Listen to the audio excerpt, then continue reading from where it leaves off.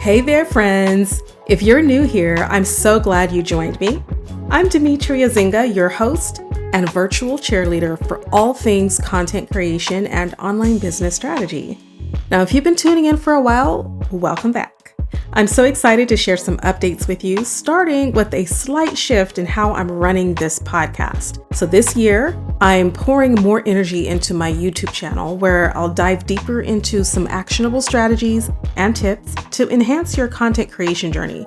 So be sure to subscribe at YouTube and at my name, at Demetria Zinga. You'll find me there, or you can type in Demetria Zinga Solopreneur Lifestyle, which is the name of my channel. That way you won't miss anything.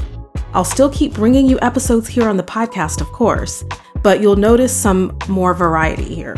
So some shows will be shorter, about 7 to 8 minutes, packed with quick insights to fuel your creativity, while others will be a 20-minute deep dive into strategies and solutions, and even interviews. I'll have a few special guests dropping by from time to time to inspire you along the way. Now, the heart of this podcast in 2025 and beyond is to encourage women solopreneurs and creatives like you to enhance your online business through better content creation strategies.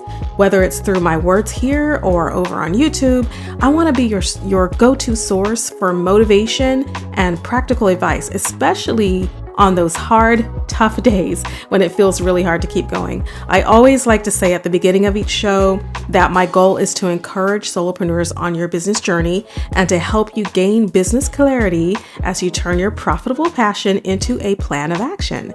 And after over 20 years as a creator, I've decided to pull together everything I've learned and share it with you to help you grow and shine and create content with confidence. Now, speaking of confidence, I'm thrilled to remind you about my Content with Confidence course, and it's really designed to help you just map out your content strategy that aligns with your goals, and it empowers you to show up authentically to your audience. It's the perfect resource if you're ready to build a content strategy that's authentic to you and not a cookie cutter version of someone else's approach. So be sure to check it out. I'll leave a link to it in the show notes. And today we're diving into a topic that I know that many of you will resonate with, and it's why I don't copy other creators. You can also find this video on YouTube, so be sure to check that out because it is slightly different than this particular episode. So I wanted to bring your attention to that because it's not a cookie cutter version of this podcast. They are not one and the same. They are very, very different, but yet the same content. Now, I think this conversation about not copying other creators is a really important one, especially in a world where we're constantly bombarded by what other people are doing or saying. So I'm going to give you a couple of tips to help you with that and also share some of my stories about how I've been able to overcome this over the past 2 decades.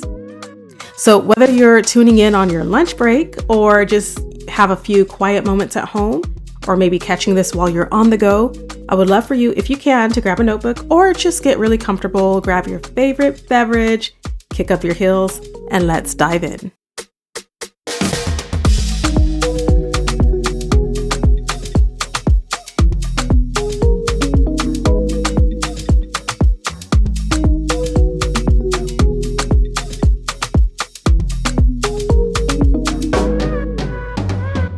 So my first tip for you is staying true to my mission. It's what I did. When I first started creating content over 2 decades ago, it was really tempting to mimic what I saw other people doing. There were big names out there at the time, and the ones that I followed specifically were Amy Porterfield and Marie Forleo, and they had and still have incredible platforms and audiences. And if you watch my channel, I go into detail about why I was so attracted to these wonderful content creators and how I got through the process of not copying them per se, even though I won't say that I didn't try. But here's the thing, their journey isn't my journey. So I, as much as I love Amy Porterfield, had to really dig deep and define my why. And for me, it's not about chasing metrics or being the next digital marketing expert. My mission has always been to empower women and solopreneurs and small business owners to thrive using strategies that feel authentic to who they are, because that's the journey that I'm on. I'm also on a mission to stay empowered and to stay motivated. So in order to be authentic in my journey, copying someone else would dilute that mission. And so I really had to learn how to stop looking to all the greats in my industry and start to really focus on what it would take for me to learn my skill and craft even better and get better at what I do, while at the same time retaining my own style and way of doing things. Because remember, your mission matters. And I had to understand that for myself, that my mission really does matter. It's what sets us apart, right? So if you're clear on why you're here and who you're serving, you will never feel the need to be anyone but yourself. Tip number 2, your audience wants you. So here's something I remind myself constantly, that my audience doesn't need another version of someone else, right? They're not looking for the other person. If they were looking for them, they type in their name in Google and find them. But when I come to the table, I have to bring myself, all of who I am, and with all of my hiccups and all of my idiosyncrasies and all of my weirdness, I need to bring that to the table because that's what makes me me. And guess what? The same applies to you. Your audience connects with you, your quirks, your perspective, your very unique approach to how you do something. They're not looking for a carbon copy of someone else that they're already following. They're looking for that one-of-a-kind connection that only you can bring. So instead of asking, how can I be more like so-and-so? Or in my case, how can I be more like Amy Porterfield? Because again, I think she's so awesome. I ask myself, how can I serve my audience better in a way that only I can? Tip number 3, authenticity beats imitation. So we're going to talk about that really briefly because we've been talking about this a lot already, about being authentic, and I have several episodes about this as well. You may want to check out episode number 25 and episode number 19, where I talk about being authentic with your audience. And then I interviewed Josephie Jackson, CEO of Black Card Books, and she talks about her authentic journey. So this is a hot topic for me on this show, and I won't prolong it on this episode because I talk about it so much. But what I will say briefly is that when you copy someone else's style, their voice, their strategy, it really does show. Okay, so your audience can tell when you're not being yourself, and that can break trust faster than anything else. I've seen it firsthand, and the times that I actually tried to emulate other creators early on, my content felt forced. It didn't connect because it wasn't truly mine.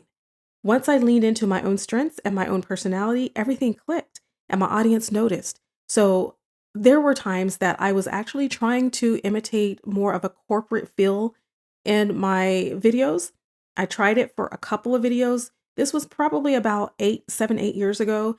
I tried this. It just completely fell through. I could not keep up that image because, again, I am not corporate. I am a solopreneur. I am who I am. I don't have a board of directors. I don't have trustees. I do not operate my business that way. And so I need to show up like the solopreneur and content creator that I am. And that way I'm free to deliver my content in a way that is natural for me at this season of my life and with what resources are in my actual hands, instead of trying to appear to be something that I'm not. And so I'm recommending that we all do that we become authentic and just be true to ourselves. My 4th tip to you is to remember that inspiration is okay, but imitation is not necessarily always okay. Don't get me wrong, being inspired by other creators is perfectly fine. I've learned so much from, again, people like Amy Porterfield, people like Leslie Samuel. Their warmth, their humor, and practical advice have influenced my approach. But here's the key. I don't copy them. I cannot copy them. And I may have tried, so I won't deny having tried to, but I can't. And I'm glad that I can't, because that means I'm only relegated to what I can do, which is be myself. So instead, what you want to do is take what resonates and adapt it to your own style. Inspiration will spark ideas, but it's up to you to make those ideas uniquely yours. The 5th tip I have for you is that comparison is a trap. One of the biggest reasons that creators fall into copying others is comparison. We see someone else's success and we think, if I just do what they're doing, I'll get the same result. But here's the truth. Success isn't one size fits all. What works for someone else, what's working for Leslie Samuel, might not work for me because my audience and my strengths and my goals are very different than Leslie's. So instead of comparing ourselves, we need to focus on honing our own craft and getting really, really good at what we do best. Remember that you have the freedom of doing things your own way. When you stop trying to mimic others, you unlock a whole new level of creative freedom. And this is what you want. You're no longer constrained by what worked for someone else. You can then experiment, you can take risks, you can discover what works for you. And this is what's happening in my life right now as a vlogger, as I'm on YouTube. I'm learning a whole new set of skills on YouTube as I'm trying out different things on this particular business channel that I'm restarting and revamping. And it's a journey, and it's an awesome journey because yes, I've had a channel for 10 years, but that was my homeschool channel. And that channel, I showed up differently there. And I didn't have to learn some of the skills that I'm learning now at my business channel because this new stage of life requires that I show up differently. And so I'm glad that I have the freedom to take risks and to experiment. This freedom is where the magic happens. It's where you'll find your stride and where creating content that truly resonates with you will happen for you because you have this freedom. And when you have freedom like that, you can start building trust through authenticity because trust is that currency of content creation. You can't build trust if your audience feels like you're just copying what's already out there. So by staying true to your unique voice and your unique mission, you show your audience that you're here to serve them, not to chase trends or to copycat success. And so I say all of this with such passion because I want to help you succeed. And in doing so, my way is to encourage and inspire and motivate. I always like to say that that's what I do. That's kind of what I'm called to do in various aspects of my life. One of them happens to be in business. And I encourage and inspire and motivate in other areas as well. But I love doing what I do because I feel infused and empowered to do it. And I'm passionate about it. Why I don't copy others? At the end of the day, copying other creators, even though it might seem like a shortcut, it is not sustainable. So even if someone else is making the 6 figures, the 7 figures that you aspire to, it's not attainable for you to copy their specific steps on how they got there because they got there in the way that's best for them on their particular life journey. And if you try to take their master key to success and apply it to your life, it may not work because again, true success comes from being authentic, serving your audience with integrity, and showing up as the best version of you, not someone else. So here's my challenge for you. Take some time to reflect on your own strengths, your mission, and your audience. Ask yourself questions like what makes you unique and how can you lean into that even more? If you need help figuring that out, I want you to first take a look at my free product that I have for you to download. It's just a way for you to discover your own business passions before you start your blog, your podcast, your YouTube channel.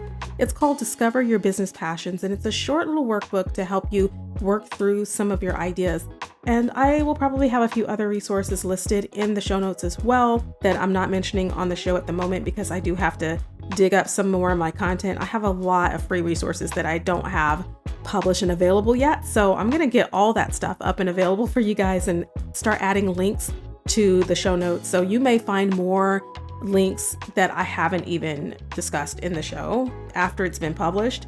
So go back and check. But for now, I do have the Discover Your Passions workbook. And also, besides my free resources, I do have my Content with Confidence course that is designed to help you build a content strategy that's aligned with your goals, your audience, and your unique approach, and help you get past the fears of creating content. And as always, thank you so much for listening to the show today. And if you enjoyed today's episode, please don't forget to subscribe to this in Apple Podcasts, share it with a friend, leave a review in Apple Podcasts. That way they know that this is a credible resource for content creators and solopreneurs.